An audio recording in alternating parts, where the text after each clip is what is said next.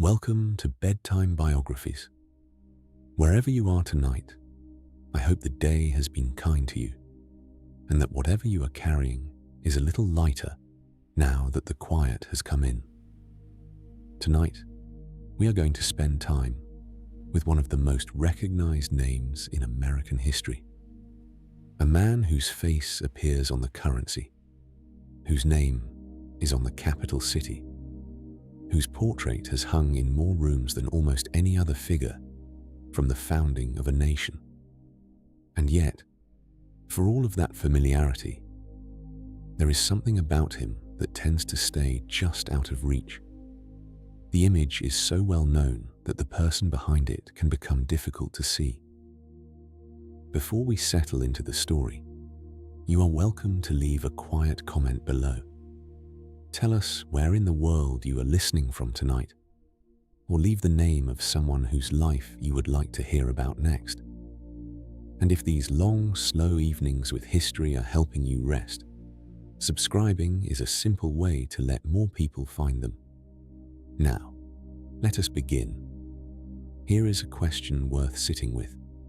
How does a man who spent much of his life longing to be accepted, recognized, and respected become the one person that a new nation unanimously agreed to place above all others? How does someone who knew failure early, who lost battles, who buried friends and ambitions more than once, end up being the figure that an entire experiment in self-governance could not imagine beginning without? George Washington did not begin as a legend. He began as a boy on a farm in the Virginia colony, in a family that was comfortable but not remarkable, with a father he would lose before he was old enough to truly know him. The myth came later, and the distance between the boy and the myth is where the real story lives. There is also this, which tends to get lost in the grandeur. Washington was a man of deep silences. He was not a natural orator. He was not a brilliant scholar. He did not write the sweeping philosophical documents of the Revolution the way some of his contemporaries did. What he had was something harder to name and perhaps harder to acquire. He had steadiness. He had a quality of presence that people around him seemed to feel even when he said nothing. And he had a capacity to endure that outlasted almost everything that was thrown at him. That thread, the quiet endurance of a man who kept moving forward even when the ground beneath him was uncertain, will run through everything we talk about tonight. George Washington was born on the 22nd of February, 1732, in Westmoreland County, Virginia. The house was modest, as plantation houses of that era sometimes were in their earliest form, a story-and-a-half structure not far from the Potomac River. The land was green and wide. The winters in Virginia were not the brutal winters of the northern colonies, but they were cold enough, and the river would sometimes freeze at its edges, and the fields would go pale and still for months. His father, Augustine Washington, was a planter and a man of some ambition. He had land, he had tobacco, and he had plans for his family. George was the eldest child of Augustine's second marriage to a woman named Mary Ball Washington. He had older half-brothers from his father's first marriage, Lawrence and Augustine, and they would matter a great deal to George's story in ways that were not yet apparent. The household George grew up in was not lavish, but it was stable. There were servants and enslaved workers, as was common on Virginia plantations of the time. There was land to manage, seasons to follow, the rhythms of agricultural life that shaped what a boy noticed and what he learned to value. He would have known the smell of turned earth in spring, the sound of the river when the current was running fast, the particular quality of light on the Potomac in the long evenings of summer. Augustine Washington died in 1743. George was 11 years old. It was a loss that redirected the course of his life in ways he could not have understood at the time. The grander plans Augustine had held, including the possibility of sending George to England for a formal education as he had done with Lawrence, dissolved with the estate. What remained was a farm, a complicated inheritance, and a mother who was formidable, demanding, and present in a way that George would spend much of his adult life quietly navigating. Mary Ball Washington was not an easy woman. History has treated her in various ways, some kinder than others. But what seems clear is that she was deeply protective, prone to worry, and reluctant to let her eldest son slip beyond her reach. George would go on to lead armies, to cross frozen rivers in the dark, to endure winters that broke lesser men. And through all of it, his mother would write letters, worrying about whether he had sent her enough butter and whether her circumstances were comfortable enough. It is one of the small human ironies of his life. Without a formal education in England, George was largely self-taught in the practical arts. He learned surveying, which would prove important. He studied mathematics and geometry with the focused interest of a boy who found in numbers a kind of reliable order. He copied out rules of conduct into a notebook, a collection of maxims about how a person ought to behave in company and in life. He was attentive to appearances. He cared about how he was perceived. These were not the concerns of a boy who did not notice the world. They were the concerns of a boy who understood already that he existed within a social structure where impression and reputation carried real weight. His older half-brother, Lawrence, became something like a surrogate father after Augustine died. Lawrence had served in a British military campaign in the Caribbean, and he had come home with a soldier's bearing and a connection to the wider world of British colonial life. He had married into the Fairfax family, one of the most powerful families in Virginia, and he lived on an estate he had named Mount Vernon, after the British admiral under whom he had served. George visited often. He watched. He absorbed. The Fairfax connection opened doors. Lord Fairfax, an English nobleman who actually resided in Virginia and held vast land grants there, took a quiet interest in the young George Washington. When a surveying expedition was organized to map the Fairfax lands in the Shenandoah Valley in 1748, 16-year-old George was invited along. He was not yet the man the portraits would later show. He was tall already and physically strong in the way of someone who had grown up doing real work on real land. But he was young, and the wilderness beyond the Blue Ridge Mountains was unlike anything he had seen. The journey took weeks. They slept outdoors, often in conditions that were raw and damp. They crossed rivers and moved through forests that had no roads. George kept a journal. The entries are spare and practical, noting weather and terrain and difficulty, but they carry the quiet attention of someone learning to see a landscape as something that could be measured, understood, and eventually used. That small expedition into the Virginia backcountry planted something. He returned with a surveyor's license and with a sense of the scale of the continent that most people in the settled coastal colonies never encountered. The interior of America was enormous and wild and full of a kind of possibility that the tidy tobacco fields of the Tidewater couldn't hold. But the years that followed brought grief before they brought advancement. Lawrence Washington fell ill. He had tuberculosis, the slow and patient illness that took so many lives in that century. In an effort to find better air, he traveled to Barbados in 1751, and George went with him. It was the only time in his life that George Washington left the North American continent. They were in Barbados for about 6 weeks. George contracted smallpox during the visit, a serious illness that left him with the faint marks on his face that those who knew him later would notice. But the illness also gave him something valuable, without his knowing it at the time. He was now immune. In a world where smallpox moved through armies and populations with devastating speed, that immunity would one day matter enormously. Lawrence did not recover. He returned to Virginia and died in 1752, leaving behind a wife, a young daughter, and an estate. George was 20 years old, and the half-brother who had been his model and his connection to a larger world was gone. Mount Vernon passed eventually to George, though not immediately.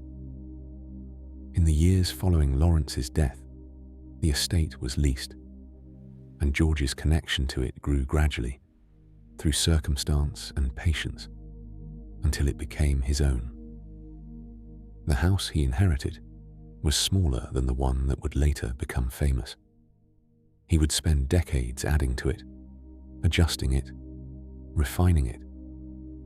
Mount Vernon was never quite finished during his lifetime. There was always another wing being considered, another room being planned, another view from the lawn being contemplated. It was, in that way, a reflection of the man himself, a work in continuous revision. But in 1752, the estate was still a future concern. What occupied George Washington in those months after Lawrence's death was something more immediate. He wanted to serve. He wanted a military commission. The Virginia colony maintained a militia, and the western frontier was becoming a place of increasing tension. The French had been expanding their presence in the Ohio River Valley, building forts and establishing alliances with various native nations. The British colonial governors were watching this with growing unease. The land beyond the Appalachians was contested in ways that maps in London could not fully capture. Out on the ground, in the forests and along the river systems, the contest was becoming something harder and more dangerous than a diplomatic disagreement. George Washington asked for a commission. He had no formal military training, but he had his surveying experience, his physical confidence, and a genuine appetite for the kind of work that took a man away from the settled world and into something larger. He was given the rank of major in the Virginia militia. He was 20 years old. What happened next would, in many ways, define the decade to come. In the autumn of 1753, Governor Dinwiddie of Virginia sent Washington on a mission into the wilderness. He was to travel to the French-held territory near the Ohio River and deliver a message demanding that the French withdraw from lands the British considered their own. It was a diplomatic errand wrapped in a journey that covered hundreds of miles through forest, over mountains, across rivers running cold with the approach of winter. Washington traveled with a small party, including a seasoned frontiersman and an interpreter. The journey took weeks. The forests were bare by the time they pushed deep into the interior, the trees stripped to their grey and brown bones by the season. The ground was hard. The streams were running fast and dark with cold water. At night, the temperature dropped sharply, and the fire gave warmth only to the side of you that was turned toward it. He reached the French fort, delivered the message, and received a polite but firm refusal. The French had no intention of leaving. Washington observed what he could of the fort's construction and the strength of the garrison, making careful notes. Then he began the long journey back, On the return trip, the weather turned severe. At one point, while trying to cross a partially frozen river on a makeshift raft, Washington fell into the icy water. He managed to pull himself out and survive the night. He arrived back in Virginia, cold, exhausted, and carrying a report that would contribute to what became, in time, a world war. The conflict that began in that valley eventually spread across multiple continents. It came to be known in Europe as the 7 Years' War, and in the American colonies as the French and Indian War. George Washington, a 21-year-old militia major from Virginia, had walked into the opening chapter of it.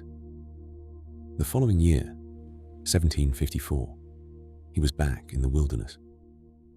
This time, he led a small force and encountered a French scouting party in the forest. In the engagement that followed, several Frenchmen were killed. It was, by some accounts, the opening military action of the larger conflict. Washington was 22 years old. He had never led men in combat before.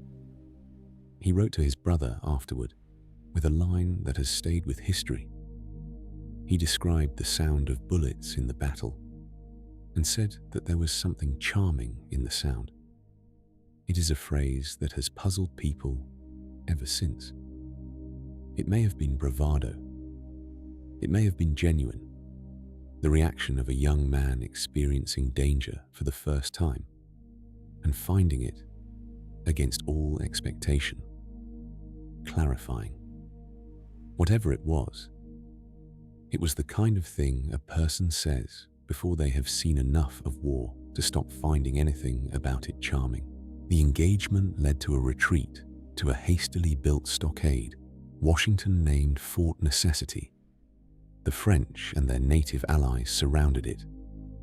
After a day of fighting in the rain, with men falling and ammunition running low, Washington accepted terms of surrender. He was allowed to withdraw with his force, which was a mercy.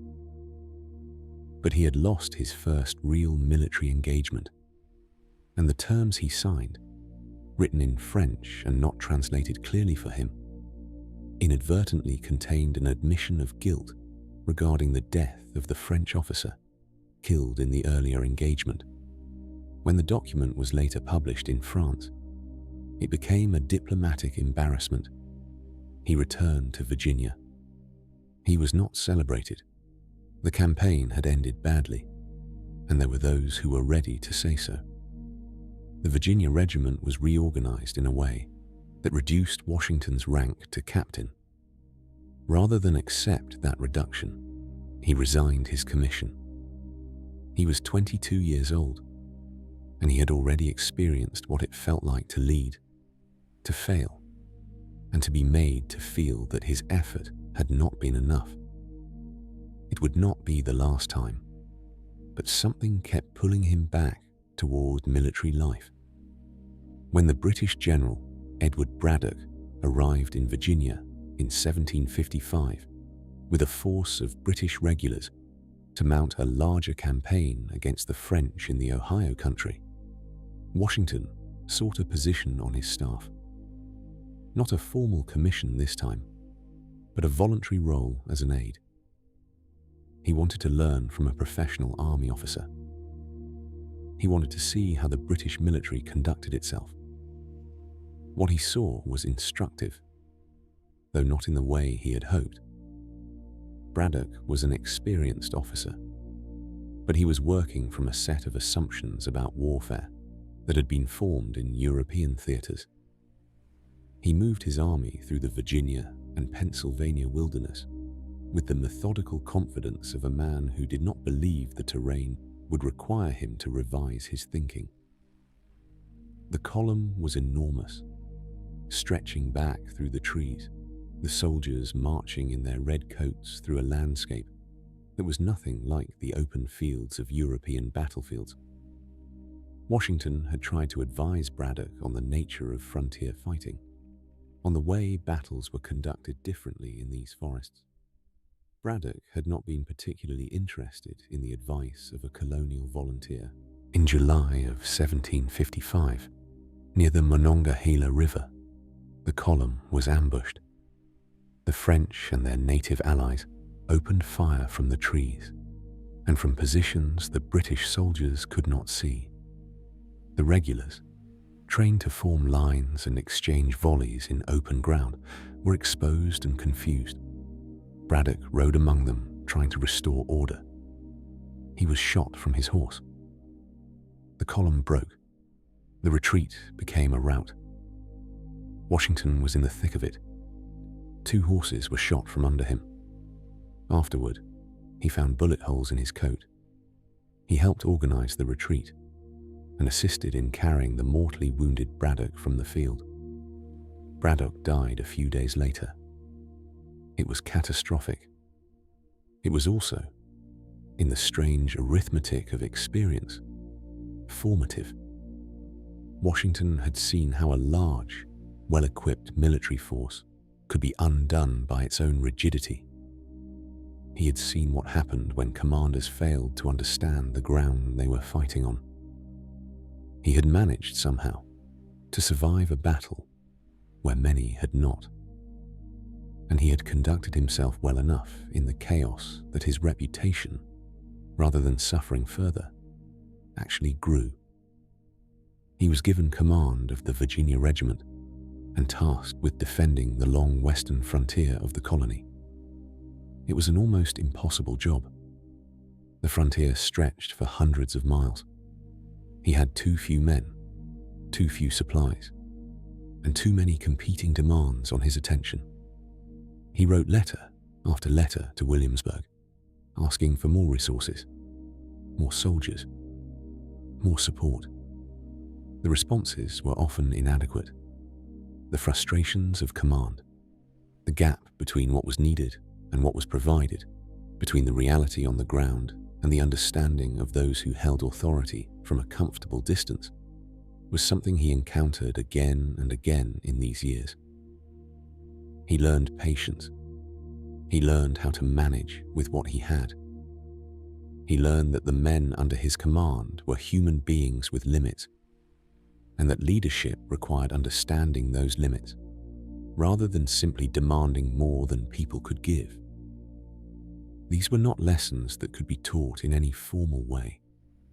They were the lessons of years spent in difficult circumstances, trying to hold something together that kept threatening to fall apart. He also learned something about himself in those years. He had ambition, real and unashamed ambition, the kind that kept him writing to officials in Williamsburg and to British officers higher up the chain, asking to be considered for a regular British commission. He wanted recognition from the empire he served. He wanted to be seen as a real soldier, not merely a colonial militiaman. That recognition never came. The British military of that era did not extend regular commissions to colonial officers, regardless of their service or capability. It was a closed door, and Washington pushed against it more than once and found it would not open. The disappointment was genuine. He had served. He had fought. He had risked his life. And the institution he respected and wanted to belong to had, in a quiet and institutional way, told him that he was not quite equal to the task of belonging to it. That small and steady rejection planted something in him. It would take years to grow into anything legible. But the man who would later lead an army against British authority was, in part, formed by the experience of being told, repeatedly, that British authority saw a limit to how far someone like him could go. In 1758, he participated in a successful campaign that finally captured the French fort at the forks of the Ohio. The French abandoned the position before a battle was necessary, but Washington was part of the force that marched in and planted the British flag. The objective of those years of frontier fighting had been achieved. The campaign that would eventually resolve the conflict in favor of Britain was underway. At the end of that year, he resigned his commission for the second time.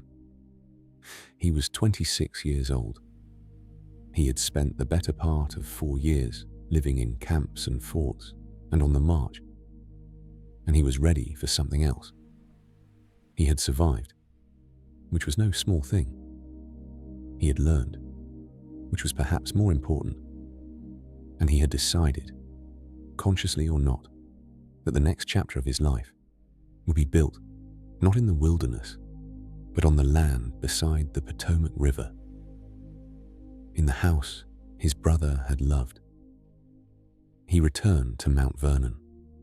A few months later, in January of 1759, he married.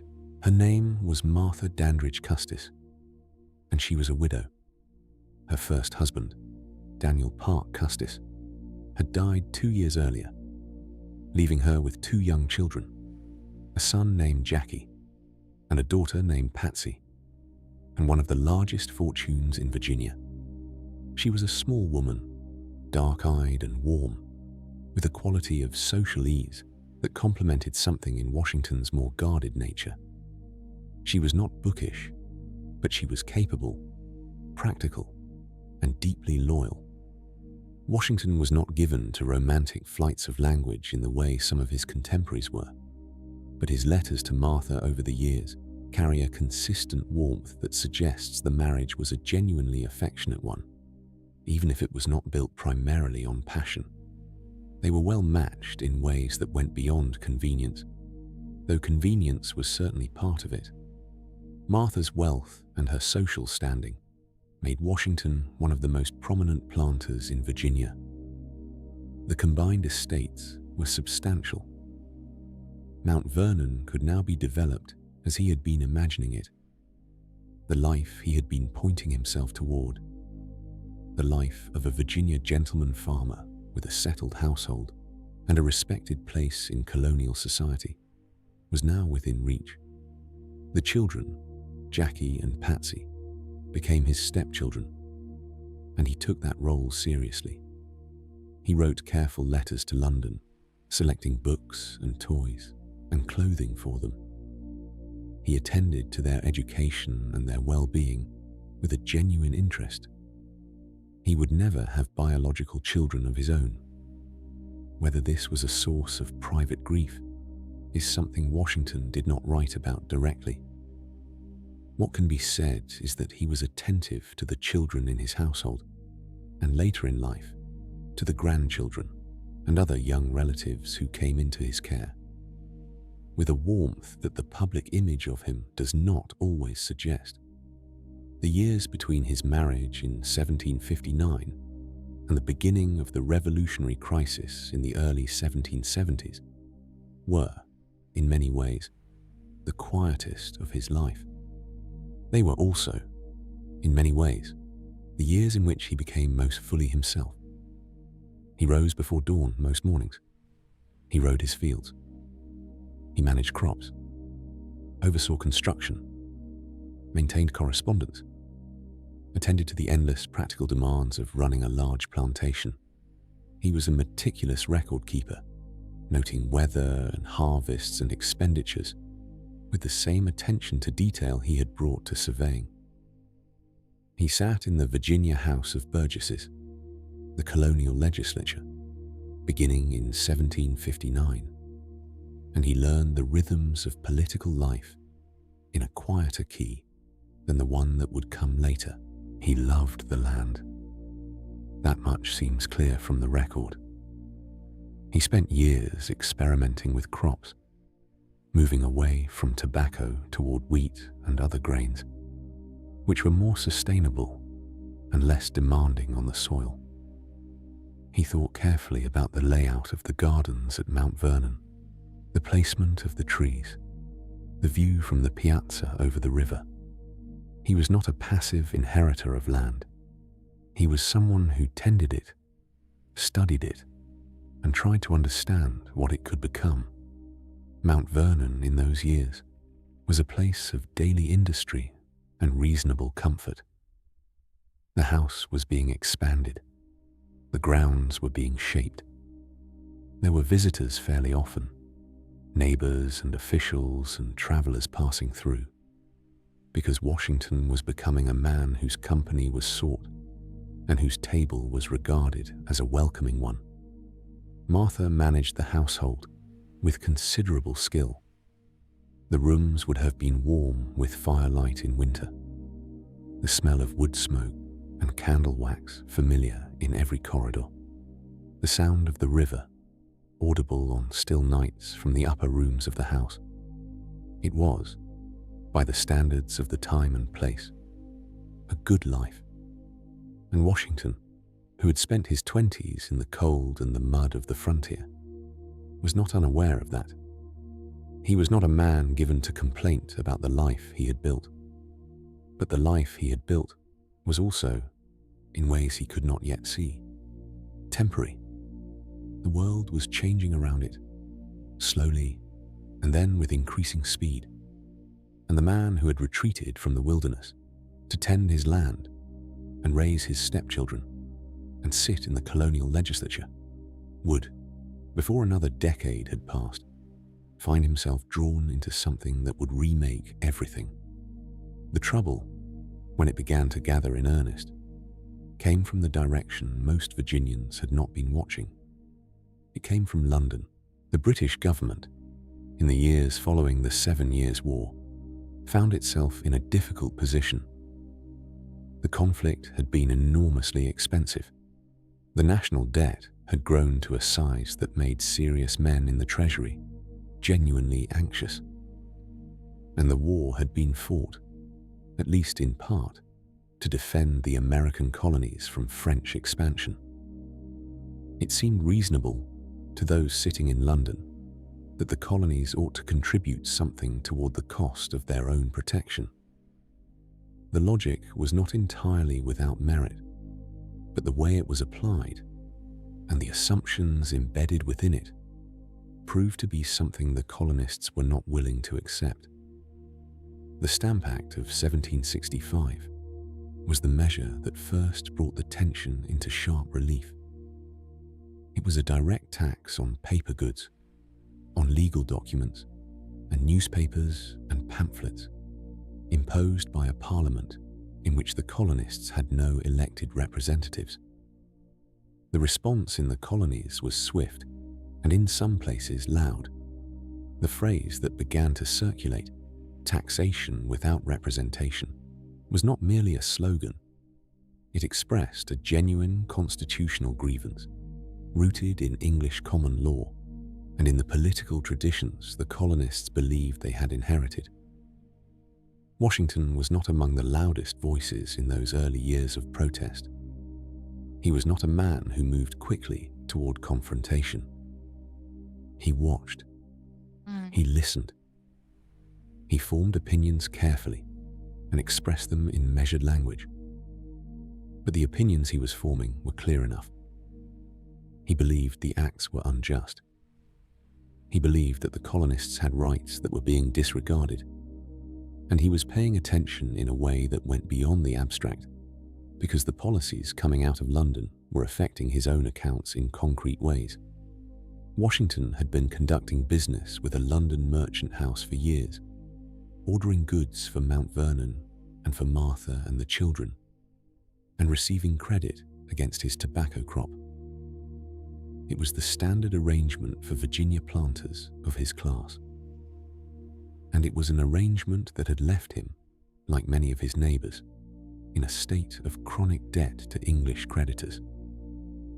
The prices paid for Virginia tobacco in London were set by the merchants, not the planters.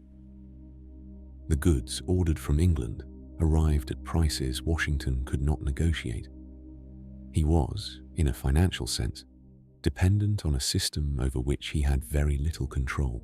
This experience, repeated across the planting class of Virginia, gave the constitutional grievances a texture that was both principled and personal. The argument about representation and rights was genuine, but underneath it was also the felt experience of men who had built their lives on a foundation that was, Upon examination, not entirely their own, Washington began redirecting his farming away from tobacco, deliberately reducing his dependence on the London merchants. He experimented with new crops, developed a fishing operation on the Potomac, built a distillery in later years that became one of the most productive in Virginia. These were not dramatic acts of resistance. They were quiet, practical ones, but they pointed in the same direction as the political arguments he was beginning to voice more openly. Through the late 1760s and into the 1770s, the tension between the colonies and Britain moved through a series of escalations. Each time Parliament imposed a new measure, the colonial response grew a little stronger, a little more organized. Each time London backed down partially or repealed a tax under pressure, it then reasserted authority in a new form. As if unable to decide whether accommodation or enforcement was the right strategy, and managing to do neither convincingly, Washington followed all of it closely. He corresponded with other Virginia leaders. He read the arguments being made in newspapers and pamphlets. He sat in the House of Burgesses as the debates grew sharper. And he attended the Continental Congresses in Philadelphia, first in 1774, and then again in 1775, where representatives from all the colonies gathered to discuss what was to be done. Philadelphia in those years was the largest city in the colonies, a place of brick streets and crowded taverns, and the smell of the river on warm afternoons. The State House, where the delegates gathered, was a substantial building of red brick. Its rooms filled with men who were, in many cases, meeting each other for the first time, trying to find a common language for a common predicament. Washington attended, sat, listened, and said relatively little in the formal sessions. He was not an orator, and he knew it. But the impression he made on those around him was considerable. He was physically imposing, calm in manner, clearly experienced, and clearly someone who had thought carefully about what he believed.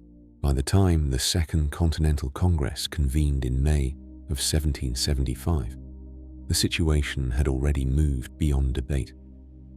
In April, shots had been fired at Lexington and Concord in Massachusetts. Men had died. The colonial militia had faced British regulars in the field and had not broken. Something had crossed a threshold that could not be easily uncrossed. The Congress needed to create an army. It needed a commander. Washington arrived in Philadelphia wearing his old Virginia militia uniform. Whether this was deliberate or simply the dress of a man who had served and felt comfortable in that identity is not entirely clear. What is clear is that it was noticed.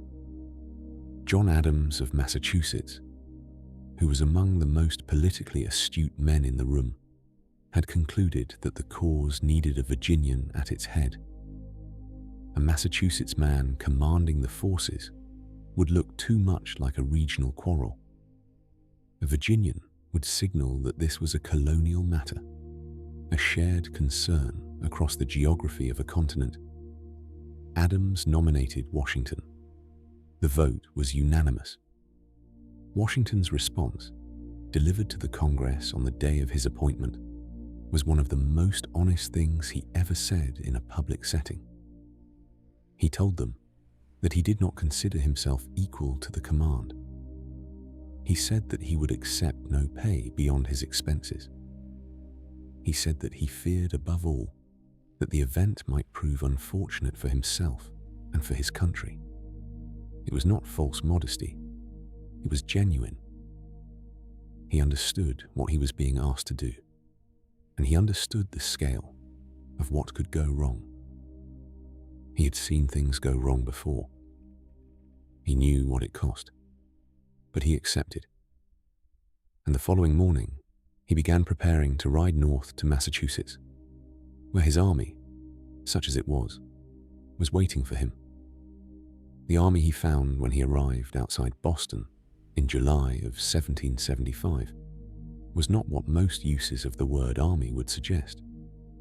It was a collection of militia units from various colonies, men who had answered a call and arrived with varying levels of equipment and almost no common training or discipline. Some of them were farmers, some of them were tradesmen, some of them were experienced fighters from the frontier. What they shared was a willingness to be there, which was not nothing, but which was also not sufficient on its own. Washington set about the work of making something functional out of what he had. He was methodical and demanding. He required discipline, cleanliness, proper conduct. He dressed in a way that made his authority visually clear, and he moved through the camps with a bearing that communicated, without needing to be stated, that he expected things to be done properly. Some of the men resented it. They had not come to be treated like soldiers in a standing army. They had come to fight for their rights, and the distinction mattered to them. Washington understood the distinction, but could not afford to indulge it entirely. An army that could not be relied upon to hold a position, to follow an order, to maintain cohesion under fire, was an army that would lose. And losing was not an outcome he had any intention of accepting, if discipline and preparation could prevent it. The siege of Boston that first winter was, for Washington, an exercise in managing scarcity. He did not have enough powder. He did not have enough cannon. He did not have enough men whose enlistments would carry them through the season. He wrote letters to the Congress describing the situation with a frankness that sometimes alarmed the recipients. He needed more. He always needed more.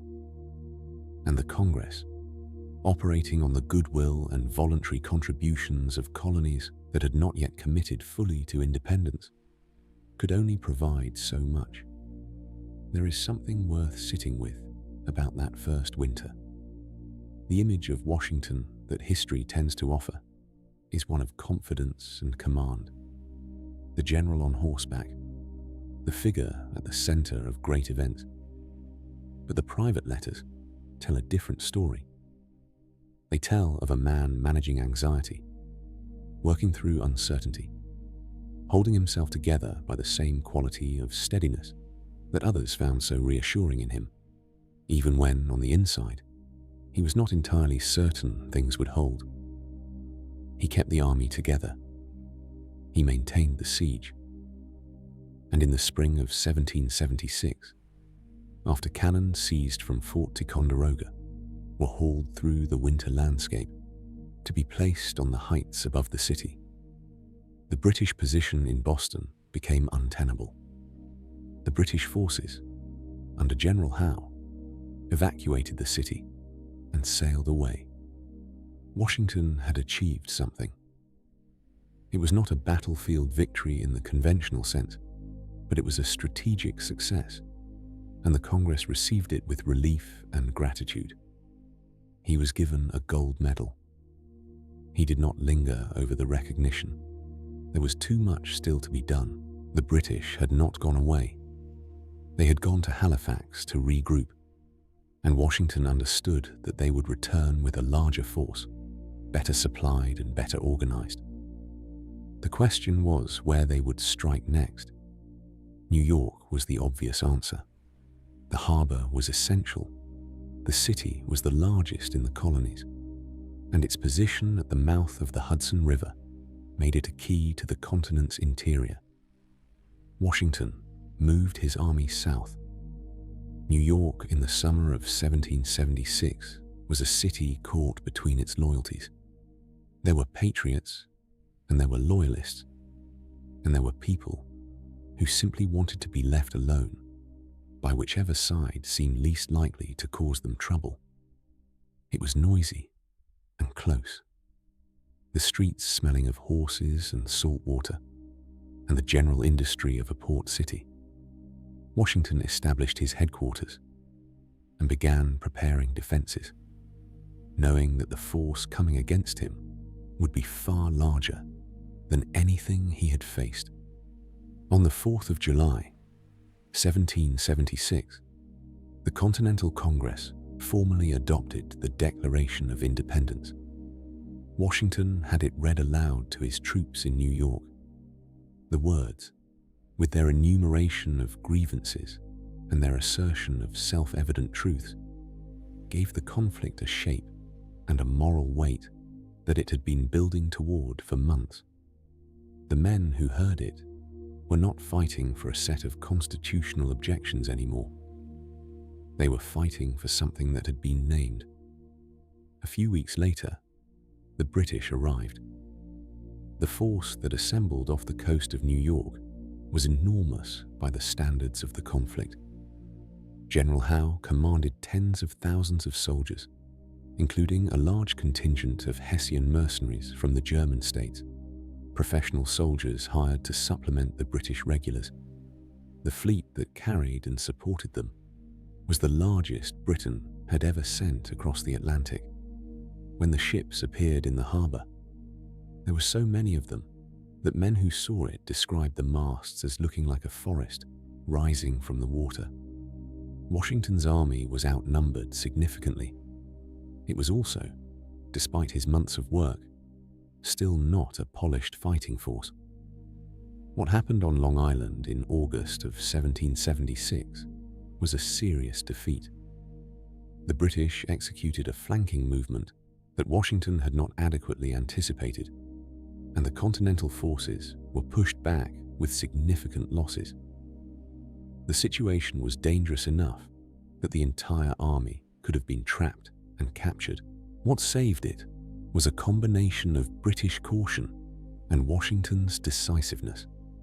Howe, for reasons that have been debated by historians ever since, did not press his advantage aggressively, and Washington, in the night and early morning hours, organized a withdrawal across the East River that moved his entire army off Long Island before the British understood what was happening.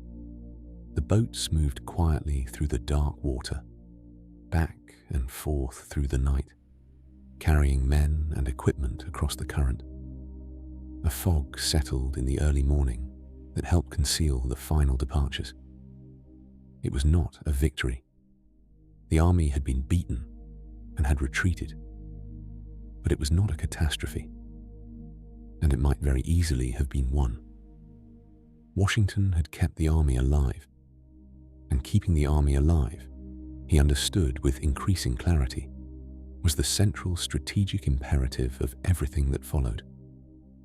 An army that existed was an army that could fight another day. An army that was destroyed or captured was the end of everything. The autumn of 1776 was among the darkest periods of the war. The army retreated across New Jersey, losing men to battle, to illness, to desertion, and to the simple expiration of short-term enlistments that sent men home just when they were most needed. Washington wrote to his cousin Lund, who was managing Mount Vernon in his absence, a letter that acknowledged he did not know how things would end. He was honest in a way that his public communications could not afford to be. The army was shrinking. The public enthusiasm of the summer was fading. Some of the Congress had already left Philadelphia for the greater safety of Baltimore. The cause was, by any realistic assessment, in serious trouble. Thomas Paine was traveling with the army at that time, and in those weeks of retreat, he wrote the pamphlet that became known as The American Crisis. Its opening words, about times that try men's souls, were read to the troops and seemed to name exactly what they were living through.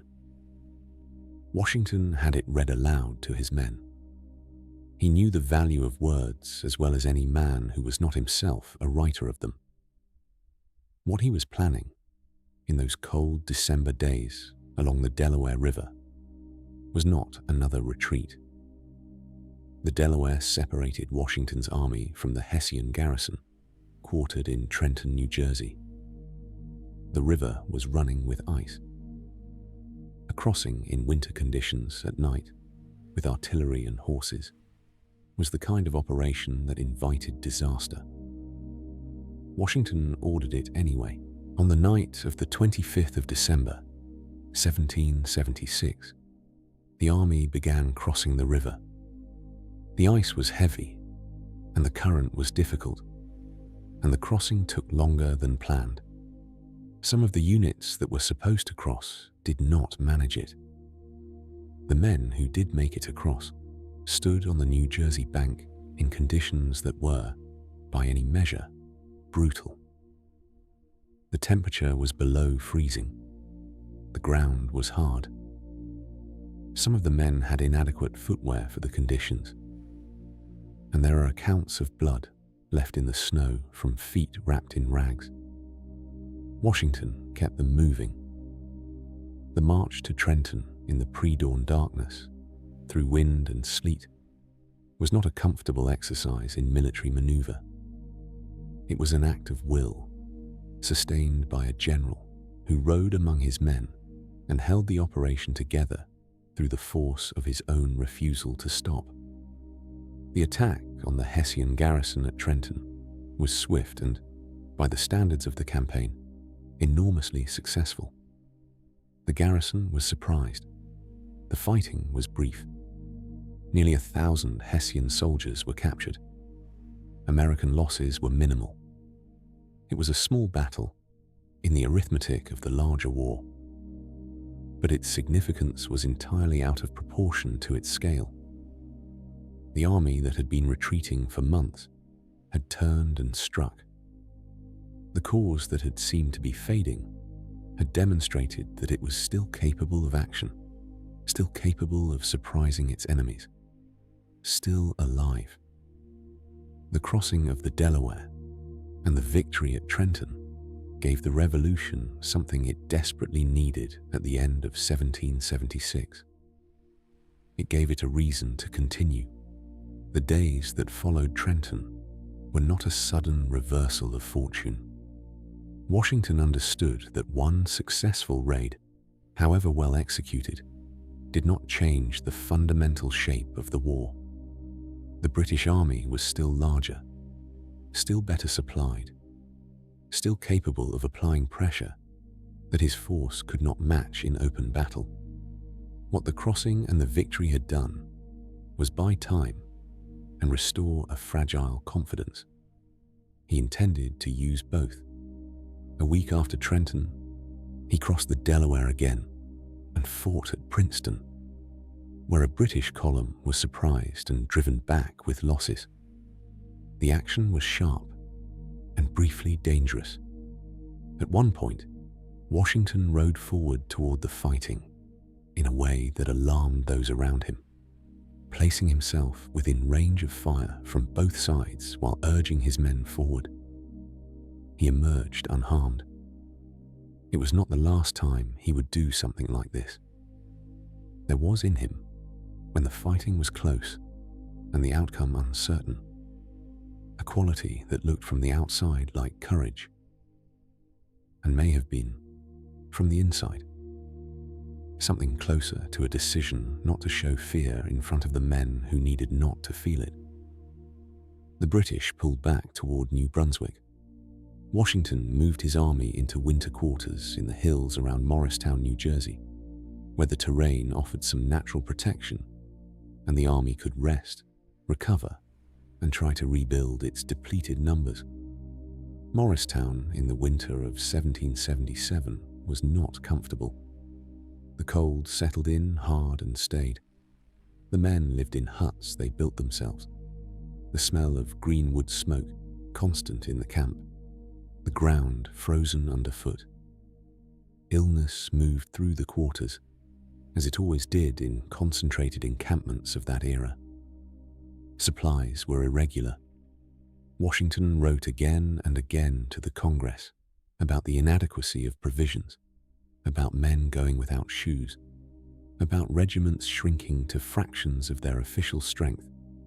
And yet, the army held together. Partially, this was Washington's doing, his insistence on discipline and order, his visible commitment to remaining with the men through the winter, rather than retreating to a comfortable headquarters elsewhere. Partially, it was something else, something harder to name, a shared sense among the men who remained that they had come too far and endured too much to simply give up now. The campaign of 1777 brought more difficulty. The British, under Howe, executed a complicated strategic movement, eventually landing a large force on the Chesapeake and marching toward Philadelphia. Washington moved to intercept them and fought at Brandywine Creek in September, where the British again found a way around his flank and forced a retreat. Philadelphia fell to the British in late September. The Congress fled for the second time. Washington struck back at Germantown in early October, mounting a bold and complex attack that came close to succeeding before breaking down in fog and confusion and a miscommunication between columns that could not see each other in the grey morning murk. He had to withdraw again. 2 battles in quick succession, both ending in retreat. The winter that followed was the one that history has remembered most vividly. Valley Forge. The encampment at Valley Forge was not the most physically severe of the war, but it has become, in the memory of the nation, the symbolic low point, the place where the army's suffering was at its most concentrated and its endurance at its most remarkable. Washington chose the site deliberately. It was defensible and positioned to monitor British movements out of Philadelphia. But the choice of a good strategic position did not make it a comfortable one. The men arrived in December of 1777 and began building the city of huts that would house them through the winter. The work was exhausting and the materials inadequate. The finished huts were cold and smoky and crowded. The supply system that was supposed to provision the army had broken down almost entirely. Men went without adequate food for days at a time. The clothing situation was, in some units, genuinely desperate. There are accounts in the records from that winter of men too ill or too poorly shod to stand for duty, of horses dying from lack of forage, of officers resigning their commissions in despair. Washington's letters from Valley Forge are among the most direct he ever wrote. He described the situation with a clarity that stopped just short of despair. He told the Congress that if something did not change, the army must inevitably dissolve. He was not exaggerating. He was reporting what he saw around him every day, the progressive erosion of a force that had been asked to endure more than most men could reasonably be expected to endure. And yet, he remained. He did not abandon the encampment. He did not retreat to a warmer location. He ate what his men ate, or close to it, and he worked through the winter months with the same methodical attention to logistics and planning that he brought to every phase of the war. He visited the sick. He reviewed the troops. He kept up his correspondence. Martha came to Valley Forge, as she came to most of his winter encampments, and her presence was a visible signal to the officers and men that Washington was not simply enduring the winter, but inhabiting it with them. Something else happened at Valley Forge that winter. A Prussian officer named Friedrich Wilhelm von Steuben arrived at the encampment in February of 1778. He came with letters of introduction and an offer to help train the army, and Washington accepted. What von Steuben accomplished over the weeks that followed was, in a quiet way, transformative. He worked with small groups of soldiers, drilling them personally, demonstrating the movements he wanted, rather than simply describing them, adapting the European training methods he knew to the realities of the American volunteer army he was working with. He had a quality of enthusiastic energy and a willingness to curse colorfully in multiple languages when things went wrong that the men apparently found both demanding and amusing. By the time the army marched out of Valley Forge in the spring of 1778, it moved differently than it had when it arrived. It had a cohesion and a confidence in its own movements that had not been there before. The suffering of that winter had not broken it. In some manner, that is difficult to fully account for. The suffering had tempered it. The news that reached camp in the spring also helped considerably. France had formally entered the war as an ally of the United States. The diplomatic work that Benjamin Franklin and others had been doing in Paris had finally produced the treaty that many had hoped for, and some had doubted would come. France had its own reasons for wanting to see Britain weakened, reasons rooted in their long rivalry and in the humiliation of the 7 Years' War. But whatever the motivations, the practical effect was significant. The Americans would now have access to French money, French supplies, French ships, and eventually French troops. The war had changed shape. The British, aware that the strategic situation had shifted, began adjusting their plans. They evacuated Philadelphia in June of 1778 and began moving their army overland toward New York. Washington moved to intercept them.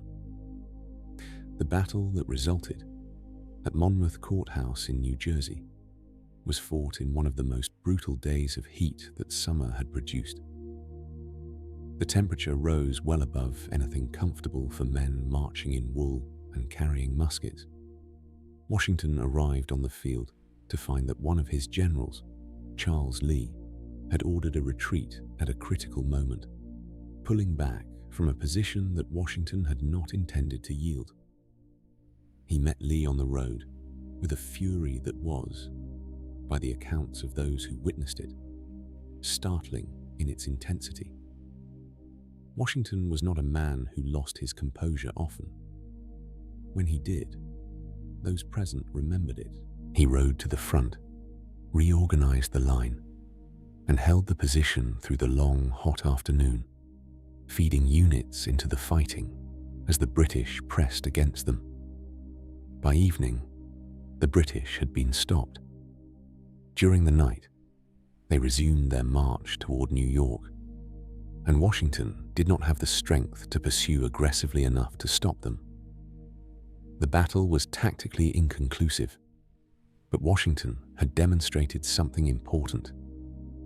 His reorganized army had stood and fought in open field against British regulars and had not broken. The war then entered a phase that was frustrating in its own particular way. The British consolidated in New York, a position Washington was never able to attack directly because he lacked the naval power to make such an attack feasible. The French fleet arrived and departed without achieving the decisive naval action that might have changed things quickly. There were operations in the south, in Rhode Island, along the frontier. The war spread and dispersed. Men continued to die from battle and far more from illness, from the fevers and infections and intestinal diseases that moved through military camps with a quiet efficiency that no general could counter. Washington endured. He held his headquarters, most notably at a series of locations in New Jersey and New York, and he watched and waited and planned and managed. He dealt with a shortage of nearly everything for nearly all of the war. He dealt with the perpetual problem of short enlistments, the way men would serve for a term and then go home just as they had become experienced soldiers, requiring the constant replacement and retraining that drained energy and cohesion from his force. He dealt with a Congress that was well-meaning but structurally limited in its ability to compel the individual states to provide what was needed.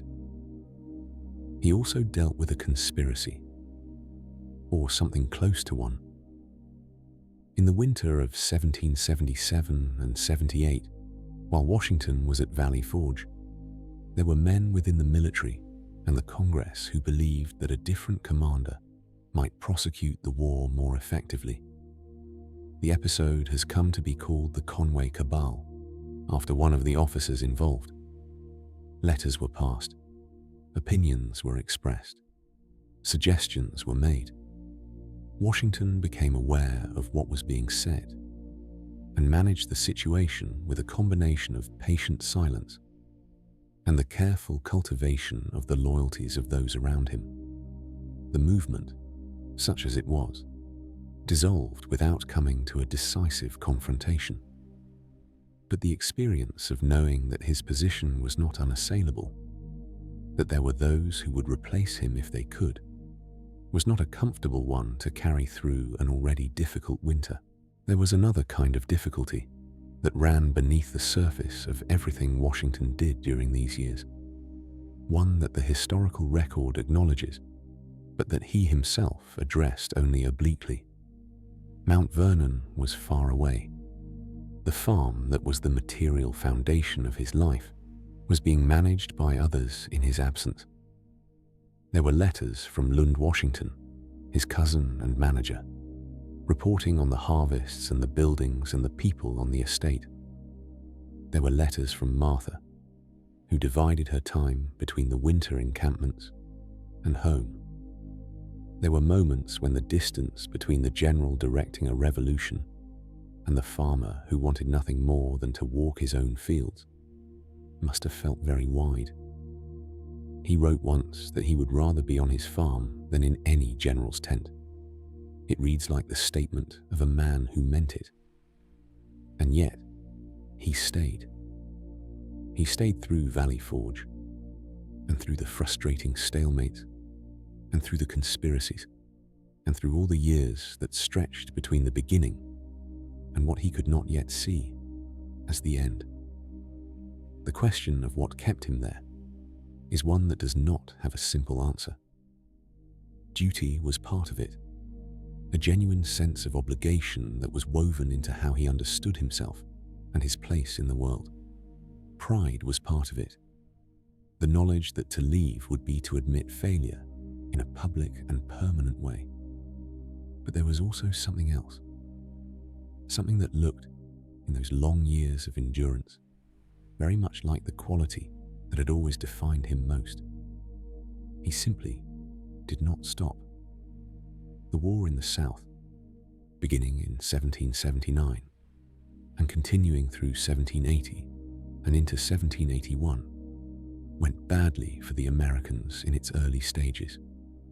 The British shifted their strategy toward the southern colonies, hoping to find stronger loyalist support and to roll up the continent from below. They captured Savannah. They captured Charleston. They defeated American forces at Camden in South Carolina in a battle that was among the worst American losses of the war. The Continental General Horatio Gates, who had received considerable credit for the victory at Saratoga in 1777, was routed at Camden so completely that his reputation never recovered. Washington sent Nathanael Greene to take command in the South. It was one of his best decisions of the war. Greene was a former Quaker from Rhode Island who had taught himself military theory from books and had developed, through years of service, a strategic mind that was genuinely exceptional. He understood that he could not defeat the British in the South by meeting them in pitched battle. His army was too small and too poorly supplied. What he could do was keep the army alive, keep it moving, keep it imposing a cost on the British forces that wore them down over time. Greene fought battles he did not win and came away strategically stronger from the losing of them. He said of his southern campaign that he had been beaten, but not conquered. It was the same logic Washington had been applying in the North for years. The genius of it, if genius is the right word, was the willingness to absorb setbacks without treating them as conclusions. Through 1780 and into 1781, Washington watched the South and managed the North and kept looking for the opportunity that the alliance with France made possible in theory, but that circumstances had not yet delivered in practice. He needed French naval support. He needed it in the right place at the right time. And the problem was that coordinating the movements of armies and fleets across an ocean, in an era when communication moved only as fast as a ship could sail, was an exercise in patience that tested even his considerable reserves of it. There were also, in the summer of 1780, events that tested him in a different way. His most gifted field commander, Benedict Arnold, defected to the British. The discovery of the plot, which had involved Arnold's attempt to hand over the strategic fort at West Point to British forces, came so close to succeeding that the margin by which it was uncovered seemed, to those who knew the details, almost miraculous. The British contact, Major John Andre, was captured by American militia, almost by chance. Arnold escaped. Andre was executed as a spy. Washington had genuinely liked Arnold. He had supported him through the political difficulties that had dogged Arnold's career, had defended him against accusations from those who resented his ambition. The betrayal was therefore personal, in a way that went beyond the strategic danger it represented. Washington did not write extensively about what he felt. He rarely did, about the things that touched him most deeply. But those around him at the time noted that the Arnold affair affected him in ways that were visible even in a man who kept so much hidden. What it added to him, perhaps, was a quiet vigilance. He had always been careful. He became, after Arnold, more careful still. The autumn of 1781 brought what the previous 6 years had been building toward, though Washington did not know it was coming until the pieces assembled themselves with an unexpectedness that felt almost like luck, or like the working of something beyond luck. A French fleet under Admiral de Grasse sailed from the Caribbean toward the Chesapeake Bay. A British army under Lord Cornwallis was positioned at Yorktown, Virginia, at the tip of a peninsula between two rivers. If the French fleet could hold the mouth of the Chesapeake, Cornwallis would have no escape by sea. If Washington could move his army south quickly enough, before the British in New York understood what was happening, Cornwallis could be trapped by land as well. It was the opportunity Washington had been waiting for. He moved with a decisiveness and a speed that was uncharacteristic of the careful, methodical general that the previous years had shown. He feinted toward New York to keep the British there confused, then turned south, marching his Franco-American force down through New Jersey and on toward Virginia. The movement was hundreds of miles. He kept it going through heat and dust, the men moving in long columns, down roads that the late summer had baked hard. He passed through Philadelphia. He passed for the first time since the war began, within reach of Mount Vernon. He stopped there for a few days. The first time he had seen his home in more than 6 years. What he felt walking those rooms, standing on the piazza above the Potomac, seeing the land he had tended and loved from a distance for so long, is not recorded in any way that lets us know it directly. But he stayed only briefly. There was no time for more. The army arrived at Yorktown in late September. The French fleet had won the engagement at the mouth of the Chesapeake, turning back the British naval force that had come to relieve Cornwallis. The trap was closed. The siege of Yorktown was conducted with the methodical formality of 18th century European warfare. Trenches were dug in parallel lines, advancing toward the British fortifications. Artillery was brought up and began the steady work of reducing the defensive positions. Washington was present throughout, and there is an account of him during the opening of the bombardment, refusing to step back from an exposed position despite the urging of those around him. A French general who witnessed it reportedly observed that it was a very fine example of courage and a very poor example of caution. The British positions eroded under the sustained bombardment and the progressive capture of their outer works. Cornwallis, understanding that relief was not coming and that his position was untenable, requested terms. On the 19th of October, 1781, the British army at Yorktown surrendered. The surrender ceremony was formal, and on the British side, somewhat strained. Cornwallis did not attend personally, citing illness. His second-in-command offered the sword of surrender to a French officer rather than to Washington, in what appeared to be a deliberate slight. Washington responded by directing the British officer to his own second-in-command. The dignity was maintained on both sides, if not entirely warmly. The band that played during the British march out played a tune whose title was "The World Turned Upside Down." Whether this was chosen deliberately or simply selected from the available repertoire is one of those small historical questions that cannot be answered with certainty. But the title suited the moment. Something had been accomplished that, 6 years earlier, almost no one would have bet on with any confidence. The war was not immediately over. There were British forces still in New York and in other locations. The formal peace treaty would not be signed until 1783.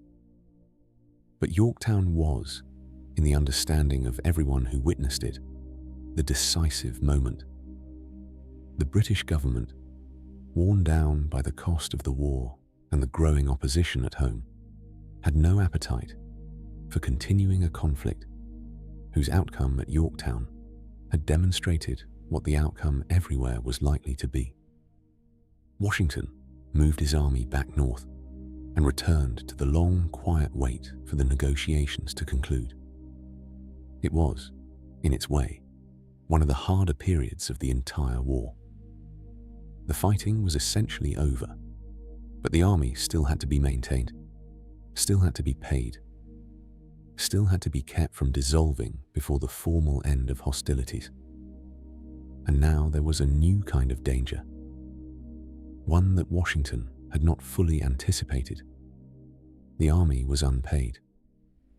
The Congress, operating under the Articles of Confederation that had governed the United Colonies since 1777, had no reliable power to raise the revenue needed to pay the soldiers who had won the war. Officers who had served for years, who had sacrificed careers and fortunes and in some cases health for the cause, were facing the prospect of being sent home without the compensation they had been promised. In the winter and spring of 1782 and 83, the discontent in the army crystallized into something that Washington recognized as genuinely dangerous. Anonymous letters circulated among the officers, suggesting that the army should use its power, that it should not disband until its demands were met, that there were those who would support a stronger solution to the problem of a weak and unresponsive government. The implication, not always kept below the surface, was that the army might be used to compel a political outcome by force. This was the moment that, more than any battle, more than any winter of suffering, tested what Washington actually believed and who he actually was. He addressed his officers in March of 1783. He had written out what he wanted to say carefully. But when he stood before them, he reached into his coat and produced a pair of reading glasses. Many of them had never seen him wear glasses. He paused before he began reading, and he said, in words that were recorded by those present, that he had grown grey in their service and now found himself growing blind. It was not a planned remark. It was the kind of thing that comes out when a person is tired and honest and standing in front of people who have been through something together. The room went quiet. Some of the officers wept.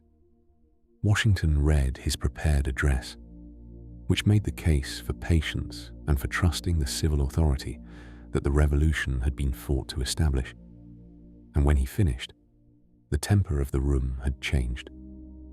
The threat passed. The officers agreed to wait. Washington had used not rhetoric and not force, but something more personal than either: the visible weight of what he himself had given to hold the line between a republic and something else. It was, in its quiet way, one of the most consequential things he ever did.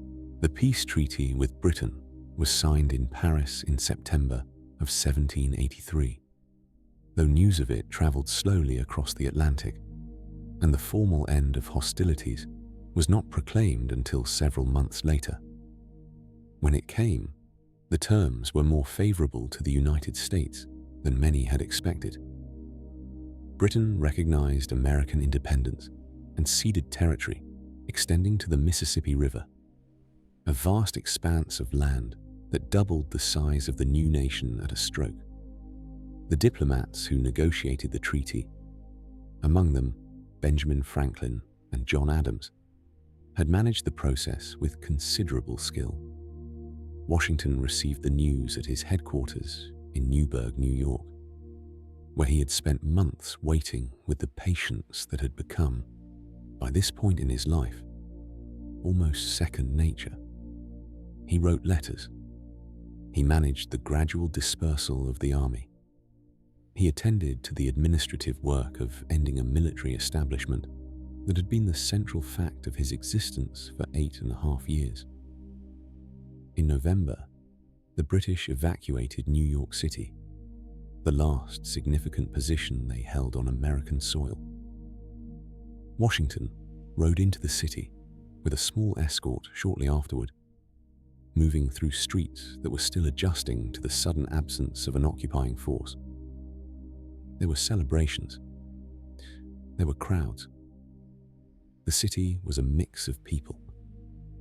Some who had supported the revolution throughout, some who had accommodated themselves to British occupation, some who were trying to determine what the new order would mean for them practically. Washington moved through it with the composure he always maintained in public, though those who knew him well could sometimes see, behind the composure, the particular quality of a man who was thinking about what came next. What came next was something he had been thinking about for some time. He intended to resign his commission. The decision was not complicated for him, though its implications were. He had watched what happened in other times and other places, when successful military commanders held on to power after the conflicts that had given them that power. He had read enough history to know the pattern. He had also understood, from the moment he accepted command in 1775, that what he was fighting for was a form of government in which military authority was subordinate to civil authority. To act otherwise at the end would be to contradict everything the war had been about. On the 19th of December, 1783, he traveled to Annapolis, Maryland, where the Congress was then sitting. He entered the chamber and stood before the assembled delegates. He read a brief address, thanking the Congress and the country for the confidence placed in him. And then he surrendered his commission. He handed over the document and bowed. The members of Congress, by the protocol of the moment, removed their hats rather than bowing in return, a gesture that maintained the distinction between civil and military authority even in this ceremonial act. King George III of Britain, who had been following events in America with the complex feelings of a man watching something he could not stop, reportedly said of Washington, when told of the resignation, that if Washington did as he was said to intend, he would be the greatest man in the world. It was not an entirely uncomplicated compliment, coming from the monarch whose authority Washington had spent 8 years resisting. But it pointed at something real. The voluntary surrender of power, at the moment when that power was at its greatest, was an act rare enough in human history to be genuinely remarkable. Washington rode home to Mount Vernon. He arrived on Christmas Eve, 1783. The house was lit and warm. Martha was there. The fields were quiet in the winter cold, the Potomac running dark and slow beyond the lawn. He was 51 years old. The years that followed were meant to be his retirement.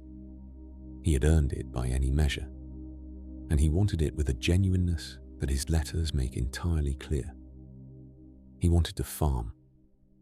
He wanted to improve his lands, try new methods, breed better animals, tend his gardens. He wanted to receive visitors without the weight of a war pressing on every hour of every day.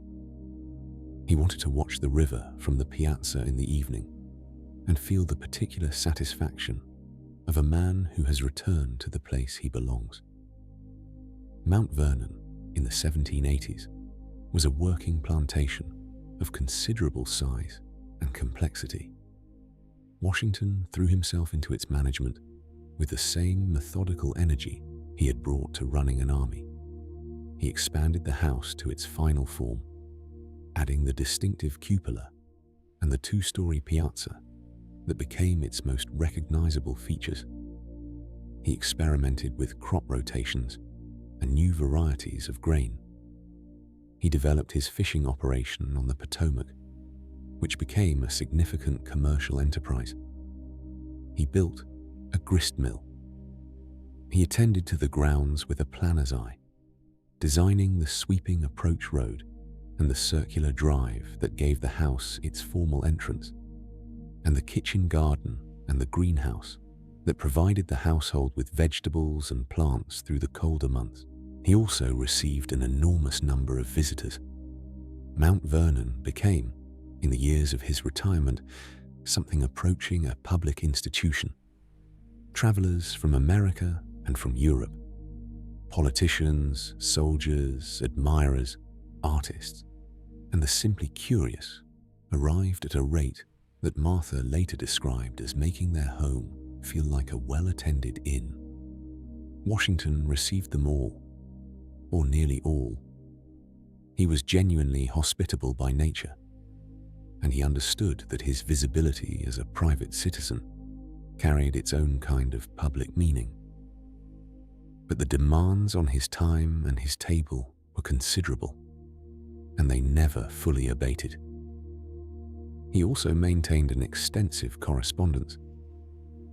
The letters Washington wrote and received in the 1780s fill volumes, and they cover an enormous range of subjects: agriculture and farming methods, the education of young relatives, the affairs of former officers and soldiers who wrote seeking his support or advice, the state of the nation, which was something he watched with increasing attention and increasing unease. The nation, in the years immediately following the war, was not in good health. The Articles of Confederation that governed it had been designed to prevent exactly the kind of centralized authority that had made British rule so objectionable. The result was a national government that could request but not compel, that could recommend but not enforce, that was dependent on the voluntary cooperation of 13 states that had separate interests and separate ambitions, and no consistent habit of working together. The debts from the war went largely unpaid. The currency issued during the conflict had depreciated to the point of being nearly worthless, a fact that had ruined a number of men who had accepted it in good faith. Trade was difficult to regulate because different states imposed different tariffs and different rules on commerce crossing their borders. Foreign nations, watching the new republic struggle to maintain coherent policies, were not always inclined to negotiate seriously with a government that could not reliably speak for all of its parts. In 1786, a rebellion broke out in western Massachusetts. Farmers who had accumulated debts during the economic disruptions of the post-war years and who faced the loss of their land through court judgments took up arms and prevented the courts from sitting. The rebellion, led by a former Continental Army officer named Daniel Shays, was eventually suppressed, but it alarmed those who worried about the stability of the new nation. Washington followed it from Mount Vernon with the anxiety of a man watching a symptom of something he had feared for some time. He had been writing and speaking privately for years about the inadequacy of the national government. He believed that the Articles of Confederation were fundamentally insufficient, that the nation needed a stronger central authority capable of acting with real power on matters of common concern. He was not alone in this belief. Men like James Madison and Alexander Hamilton had been working toward the same conclusion and toward the practical question of what to do about it. The result was the Constitutional Convention, which assembled in Philadelphia in the summer of 1787. Washington had been reluctant to attend. He had announced his retirement from public life, and he took that announcement seriously.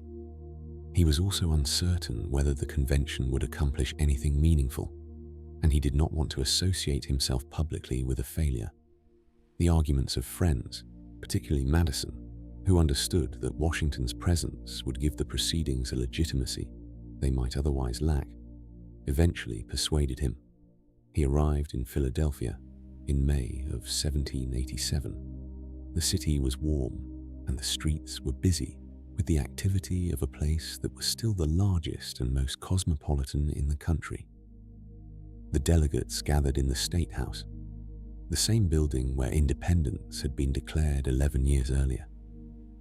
The windows were kept closed through the summer heat to preserve the confidentiality of the deliberations, which gave the sessions a quality of close, warm air and concentrated attention that those who were there remembered for the rest of their lives. Washington was elected president of the convention on its first day, a largely ceremonial role that kept him somewhat above the specific debates rather than in the middle of them. He said relatively little in the formal sessions. He listened. He observed. He used the social occasions around the meetings, the dinners and the evenings in the city's taverns and drawing rooms, to talk with delegates individually and to exert a quiet influence that the formal record does not fully capture. What emerged from those months of deliberation was the Constitution of the United States.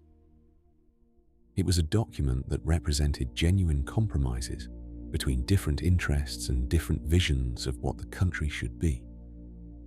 It was not perfect, and those who wrote it knew it was not perfect, which is why they included the mechanism for amendment.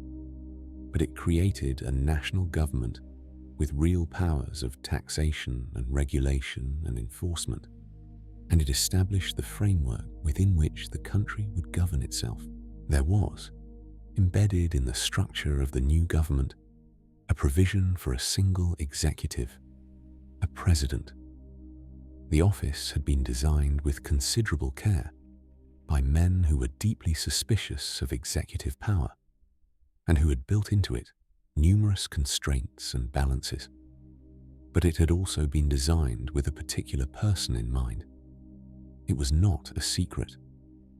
Everyone in the convention and most of the politically aware public understood that the presidency, as conceived, was a role shaped around the assumption that George Washington would fill it first. Washington knew this.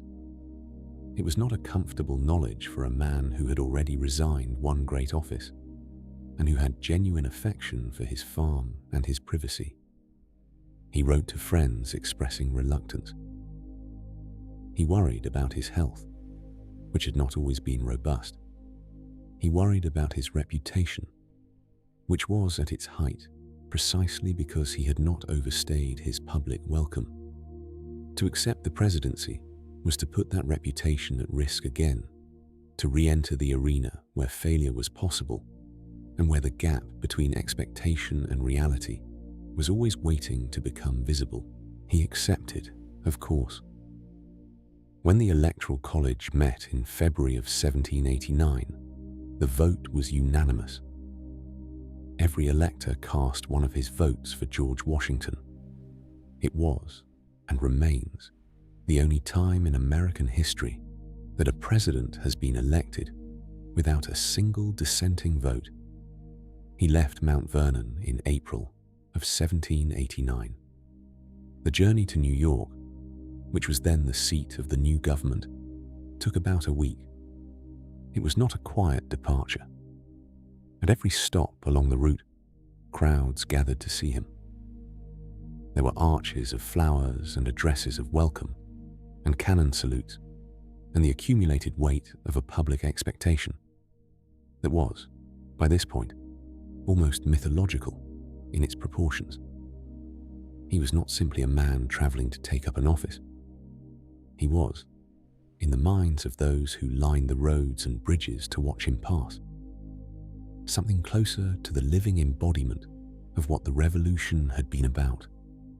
He found it moving, and he found it alarming in equal measure. The pressure of that expectation was not something a thoughtful man could carry without feeling its weight. The inauguration took place in New York on the 30th of April, 1789. Washington stood on the balcony of Federal Hall and took the oath of office before a crowd gathered in the street below. He wore a suit of American-made brown broadcloth, a deliberate choice that signaled support for domestic manufacturing. His voice, by accounts of those present, was low and steady, but those close enough to observe him carefully noted that his manner was more solemn than triumphant. He was not a man savoring a victory. He was a man accepting a responsibility. The speech he delivered afterward, inside the chamber, was brief by the standards of what inaugural addresses would later become. It was also remarkably humble in its tone, acknowledging the magnitude of the task and the uncertainty of the outcome, expressing a deference to the Congress and to the public that was, coming from the most famous man in the country, not merely rhetorical. The government he was now asked to lead was new in every sense. There were no precedents for most of what needed to be done. The offices of the executive branch needed to be created and staffed. The relationships between the president and the Congress, between the federal government and the states, between the new nation and the foreign powers, watching it with various degrees of skepticism and goodwill. All of these needed to be worked out through practice and negotiation and the accumulated decisions of daily governance. Washington understood that everything he did in those first years would set precedents that could last for generations. He was not given to abstract constitutional theorizing in the way that some of his colleagues were, but he had a practical understanding of the weight of example. The way he held the office would shape the office, not just for himself, but for everyone who came after him. This was not a responsibility he carried lightly. He assembled a cabinet of considerable talent and considerable tension.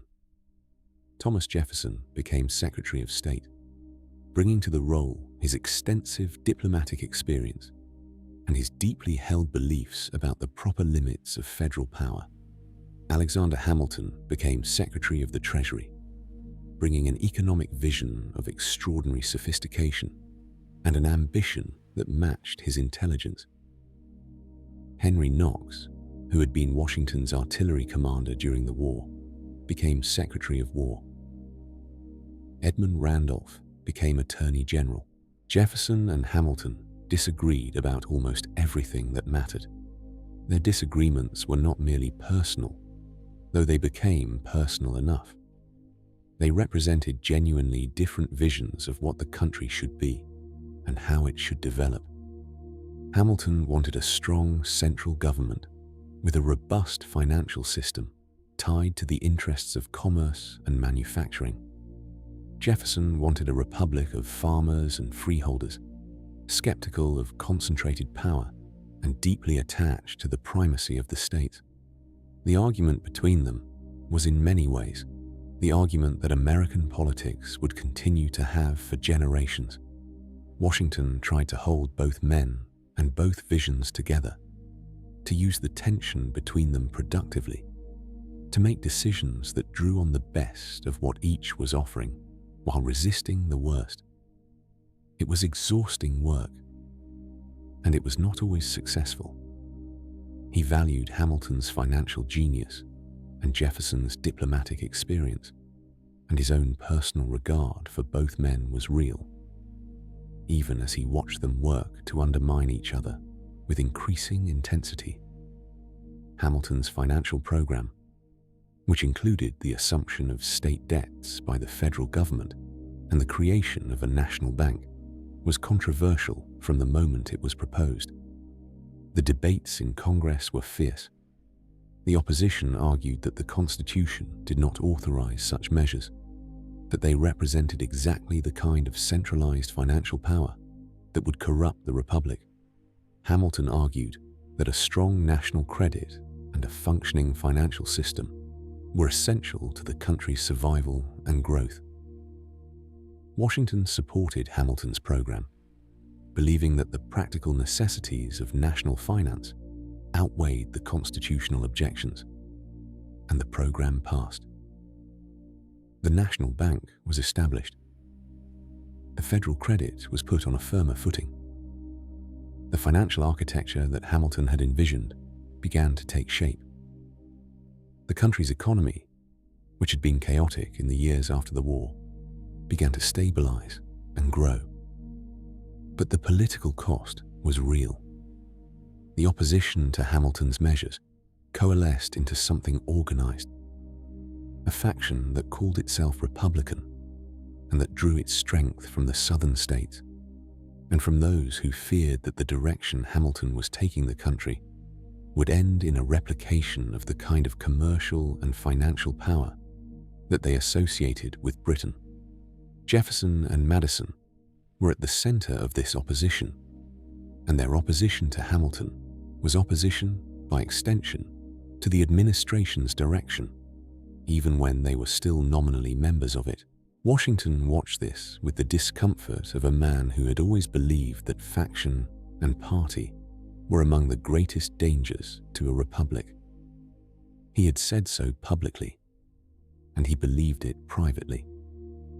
The emergence of organized political opposition, the beginning of what would become the two-party system, struck him as exactly the kind of development that could tear the fragile fabric of national unity apart. He was not wrong about the danger. He was perhaps too optimistic about the possibility of preventing it. His first term ended in 1793, and he was re-elected unanimously again, though with somewhat less enthusiasm in some quarters than the first time. He had hoped, sincerely, to retire after one term. The situation of the country did not seem to permit it. The advice of nearly everyone around him was that his continued presence was essential. He accepted that advice with the same reluctant sense of obligation that had characterized every major decision of his public life. His second term was harder than his first. The wars of the French Revolution were spreading across Europe, and they created a dilemma for the United States that had no comfortable resolution.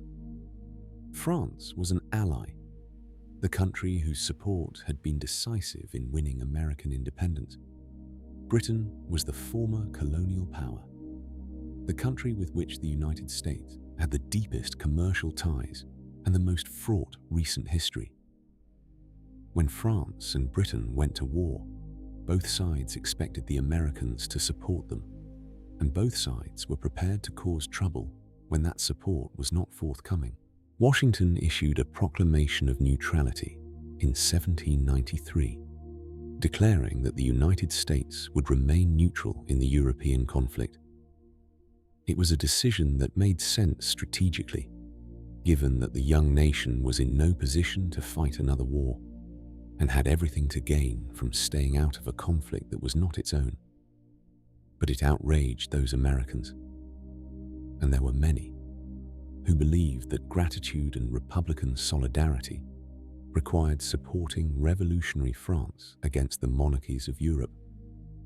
The French minister to the United States, a man known as Citizen Genet, arrived in the country and began acting as though the neutrality proclamation did not apply to him, organizing support for France and commissioning privateers to attack British shipping from American ports. Washington requested his recall. It was a necessary act, but it deepened the divisions between those who favored France and those who favored Britain, divisions that were increasingly mapped onto the emerging partisan divisions within American politics. A treaty negotiated with Britain by John Jay, the Chief Justice, provoked another storm. The Jay Treaty of 1794 was deeply unpopular with those who felt it was too favorable to Britain and insufficiently protective of American interests. There were protests in the streets. Washington was burned in effigy in some cities, a novel experience for a man who had been worshipped as nearly infallible for most of the previous decade. He signed the treaty anyway, believing that the alternative, renewed conflict with Britain, was worse than the imperfect agreement on the table. The same year, a rebellion broke out in western Pennsylvania over a federal excise tax on whiskey. Washington responded by leading, personally, a force of militia to suppress it, the only time a sitting American president has personally commanded troops in the field. The rebellion dissolved before any serious fighting occurred, but the response demonstrated that the new federal government was prepared to enforce its laws, which was precisely the point Washington wanted to make. He was tired. He had been tired for some time, in the way of a man who has been holding something together by sheer force of will and attention for so long that the effort has become inseparable from the exhaustion. He was 63 years old.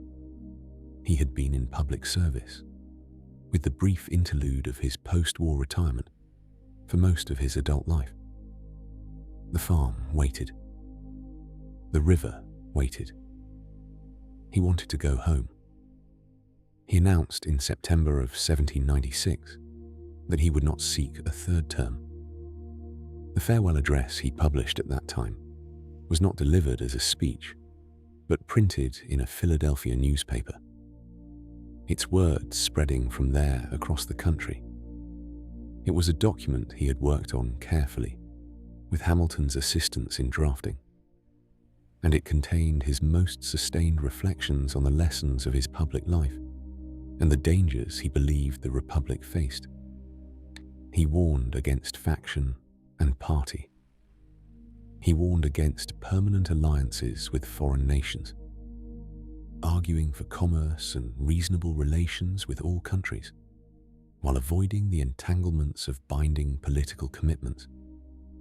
He warned against the danger of allowing regional loyalties to override national ones. And he expressed, with a directness that the formality of his public voice rarely achieved, his hope that the experiment in self-governance that he had given so much of his life to would prove to the world that republican government was possible. Whether those who read it understood what it had cost him to write it and what it had cost him to mean it is another question. He left Philadelphia in March of 1797 after attending the inauguration of his successor, John Adams. The ceremony was quiet on his part, though those present noted that Adams himself seemed moved by the weight of following a man whose reputation was what Washington's was. Washington left as soon as the formalities permitted. He was going home, and this time he meant it to be permanent. He arrived at Mount Vernon in the middle of March, 1797, and the relief he felt is audible even in the measured language of his letters. He wrote to a friend that he was just beginning to experience the fulfillment of a prospect that had been long in view. The phrasing is careful, as his phrasing always was, but the feeling beneath it is unmistakable. He was home. He was done. He could, at last, simply be the farmer he had always said he wanted to be. The estate that greeted him was in need of attention.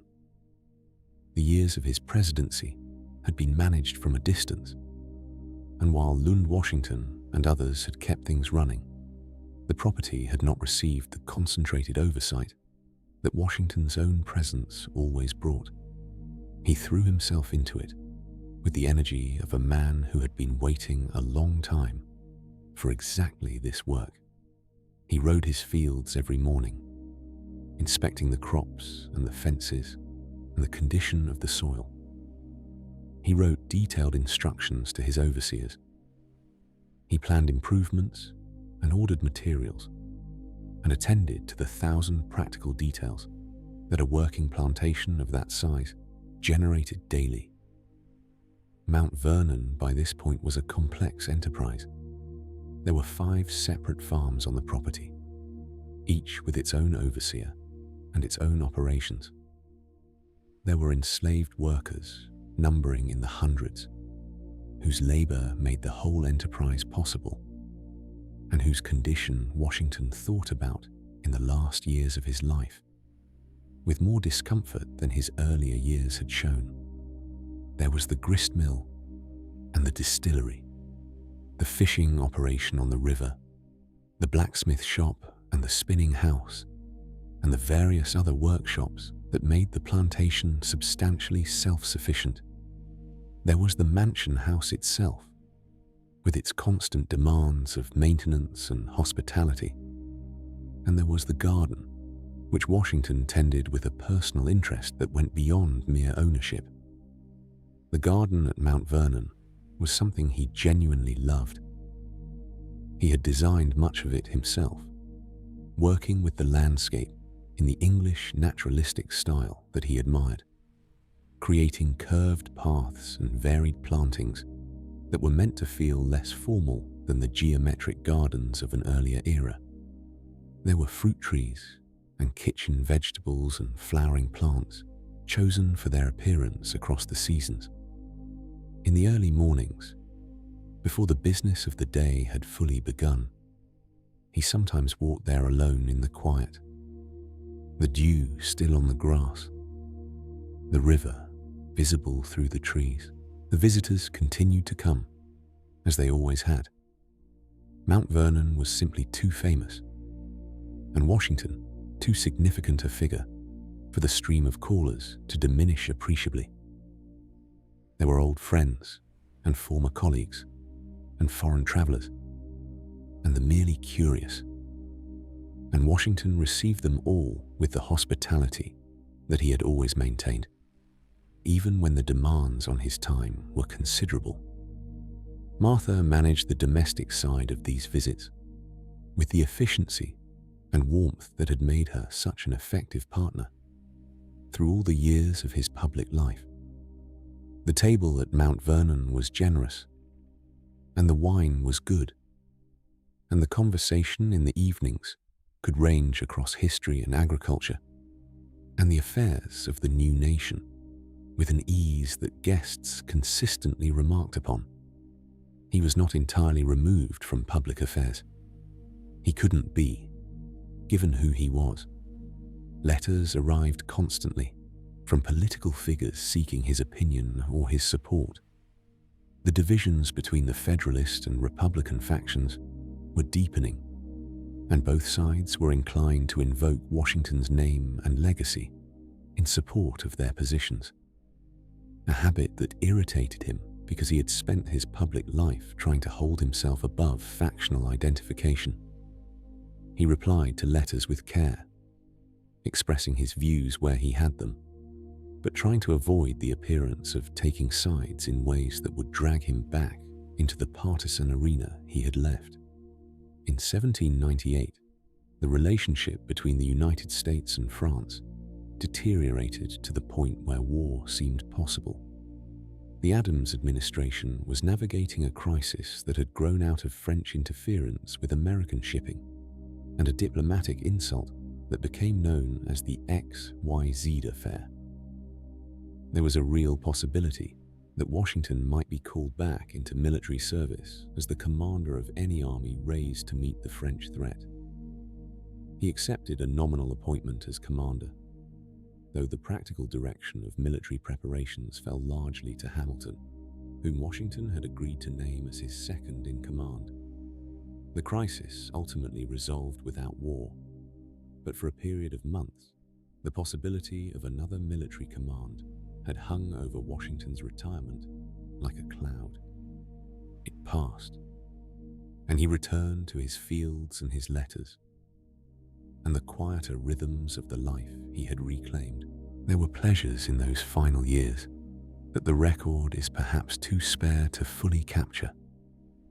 He enjoyed the company of the young people who came and went from Mount Vernon, the grandchildren and step-grandchildren, and the children of friends and relatives who stayed for visits of various lengths. He was warmer with children than the public image suggests, patient and attentive in ways that those who knew him in private consistently noted. He taught the young men of his household the practical skills of farming and management, taking them on his morning rides and pointing out what he saw in the land with the eye of someone who had been reading that particular landscape for decades. He enjoyed his horses. He had always been an exceptional rider, and the physical pleasure of riding a good horse across his own land was something he returned to whenever his health permitted. He kept careful records of his breeding program, as he did of everything, and he took genuine satisfaction in the quality of the animals he produced. He read, though not in the way of a scholar. His reading was practical and purposeful, oriented toward farming and agriculture, toward the affairs of the country, toward the history and military theory that had always interested him. He did not have the philosophical range of Jefferson or the theoretical depth of Madison, and he knew it. He compensated with a quality of judgment that his more academically inclined colleagues sometimes lacked, an ability to see through the complexities of a situation to its essential practical core. The letters he wrote in these last years have a quality that the earlier correspondence does not always share. They are warmer, more personal, more willing to let the human being behind the careful public persona show through. He wrote about the farm with an enthusiasm that is infectious even across the distance of more than 2 centuries. He wrote about the river and the weather and the progress of his crops with the specificity of a man who finds genuine pleasure in these things. He wrote about growing old with a rueful acceptance that is, in its way, rather touching. He was not in perfect health. He had never been entirely robust, despite the physical strength and endurance that had carried him through so many difficult years. He had suffered from a variety of ailments throughout his life, including the pleurisy and the fevers, and the digestive complaints that were common in his time. His teeth had been a source of difficulty and discomfort for decades, and by the end of his life, his famous dentures, which were not made of wood, as legend sometimes suggests, but of ivory and human teeth and other materials, had altered the shape of his face in ways that those who had known him as a younger man sometimes found striking. He turned 67 in February of 1799. He was aware, as men of his age in that era generally were, that the time remaining to him was not unlimited. He began putting his affairs in order with the same methodical attention he had brought to every other practical undertaking of his life. He revised his will. He made provisions for the future of Mount Vernon and for the people who lived and worked on it. The will contained a provision that has attracted considerable attention from historians and from those who have tried to understand the man behind the monument. Washington directed that the enslaved people he personally owned, as distinct from those who were part of the Custis estate and not legally his to free, should be emancipated upon Martha's death. It was a provision that no other founding father of comparable prominence matched in practical terms, whatever their stated beliefs about slavery. It was also a provision that came late, far later than a man of his intelligence and moral seriousness might have acted, and it was qualified by the condition of Martha's survival in ways that reflected the legal and financial complexities of his situation. Washington had lived his entire life within the institution of slavery. He had inherited enslaved people as a young man, had bought and sold them in the middle years of his life, had relied on their labor for everything that Mount Vernon produced, and everything that his prominence in Virginia society rested upon. His views on the institution evolved over his lifetime, and by the end, he seems to have found it genuinely troubling in ways he had not allowed himself to fully confront when he was younger. But he had never acted publicly against it, had never used his extraordinary authority to speak against it in the way that its moral weight might have demanded. The will was his final and limited acknowledgement of what he had known for some time. It is one of the contradictions that history cannot smooth away. A man who spent his life fighting for the principle that people should not be governed without their consent held hundreds of people in a condition of total involuntary subjugation. The contradiction was visible to some of his contemporaries and has been visible to every generation since. Washington himself, in the rare moments when he addressed it, seemed to feel the weight of it. But the weight was not enough to prompt the kind of action that the moment arguably required. He was, in this as in some other things, a man of his time and his class, which is to say that he was capable of both great moral courage and significant moral limitation, sometimes simultaneously. The autumn of 1799 was a good one at Mount Vernon, or seemed to be. The harvests were decent. The weather was agreeable through most of the season. Washington rode his farms and wrote his letters and received his visitors, and seemed, to those around him, reasonably well. In December, the weather turned. On the 12th of the month, he spent several hours riding his farms in conditions that were cold and wet, moving from rain to sleet and back again as the afternoon progressed. He came home in the evening with his clothes damp and his neck wet with cold. He did not change immediately. Staying at the dinner table, rather than delay the meal.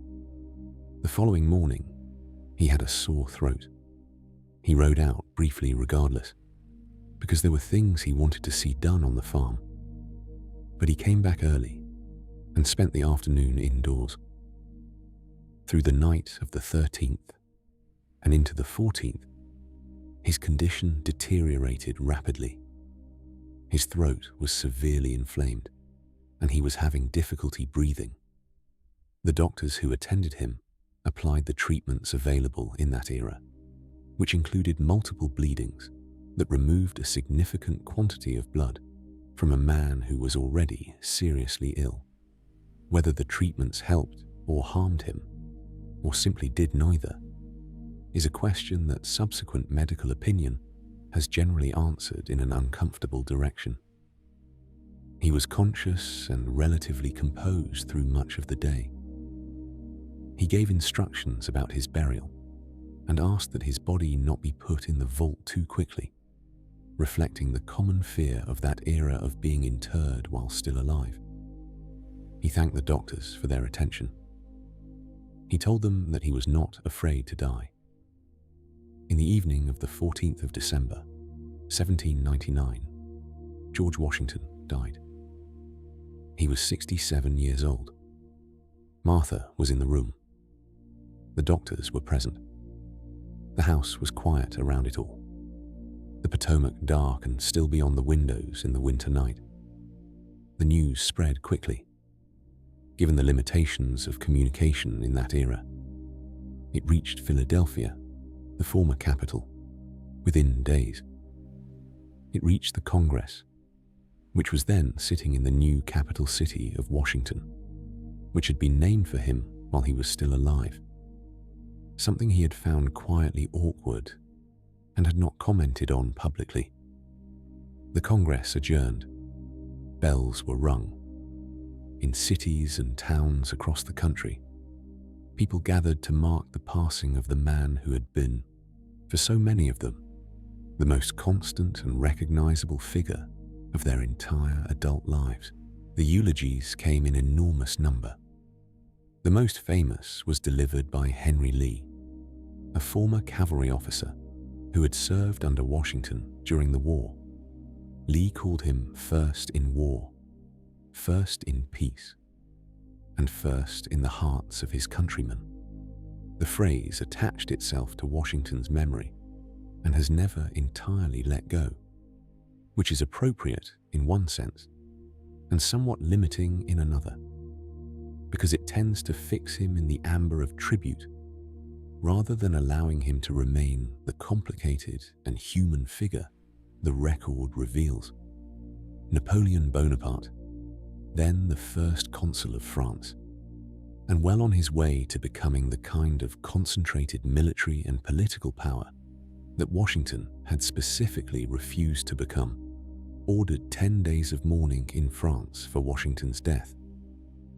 It was a gesture that said something, perhaps, about what Washington's choices looked like from the outside, from the perspective of a man who had made different ones. What remained after the death was the estate, the letters, the memory, and the work of trying to understand what the life had actually meant.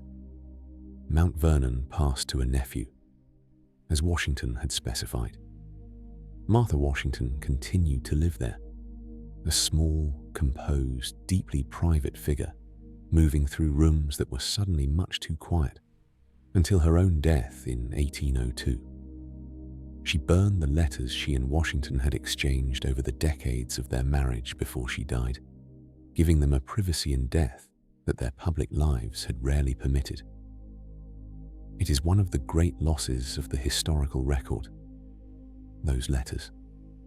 Whatever was in them, whatever words passed between them, in the intimacy of a long marriage, conducted largely through paper and ink across the distances of war and public service, is gone. We have the edges of the relationship, the occasional surviving note, the accounts of those who observed them together, but not the center of it. That center belonged to them. The letters that did survive The thousands of pieces of correspondence that Washington wrote and received over half a century of public and private life were eventually gathered and preserved and published, and they constitute one of the most remarkable documentary records that any figure of his era left behind. He was meticulous about his papers. He saved what was sent to him and kept copies of what he sent. He seems to have understood, at some level, that the record mattered, that the paper trail of a life lived at the hinge of history was worth preserving for those who would come after. In the years following his death, the process of mythologizing that had begun during his lifetime accelerated. Parson Weems, a clergyman and bookseller who published a biography of Washington within a few years of his death, invented or embellished several of the stories that became most widely attached to his name. The tale of the cherry tree, the young George confessing to his father that he cannot tell a lie, appears nowhere in the historical record before Weems. It is almost certainly a fabrication, created because it suited the moral purpose the biography was designed to serve. But it attached itself to the name and proved nearly impossible to dislodge. The mythologizing served a purpose. A young nation building a shared identity needed heroes, needed origin stories, needed figures who could carry the weight of collective aspiration. Washington was available for that purpose, precisely because his life had contained genuine heroism and genuine sacrifice, because the record of what he had actually done was substantial enough to support the larger structure built upon it. But the mythology also obscured. The cherry tree Washington, the Washington of absolute virtue and impossible perfection, was not a man anyone could learn from in the ordinary sense, because he was not a man anyone could recognize as being like themselves. The Washington the letters and the record reveal is more useful in some ways and more interesting. He was ambitious and sometimes vain. He was capable of anger and of pride. He was not always right, and he knew it. He made significant errors of judgment in the field and in the cabinet. He held contradictory beliefs and did not always act on his better ones. He wanted recognition and approval as much as any human being does, and was more honest about this than his mythologized image suggests. What he also was, consistently and over a very long time, was someone who showed up, who took the responsibility given to him and did not put it down until it was finished, who, at the moments when the easier path would have been to use the power available to him for his own purposes, chose the harder path of restraining that power and returning it to the people it belonged to. He did this not once, but twice. And the second time, at the end of the presidency, was if anything harder than the first, because by then he had seen what the office could do and what it was tempting to do with it. There is something in that repeated act of restraint, of return, that the country he helped found has been trying to understand and to hold on to ever since. The form of government he helped establish was not inevitable. It was chosen, deliberately, by people who understood what they were choosing against as well as what they were choosing for.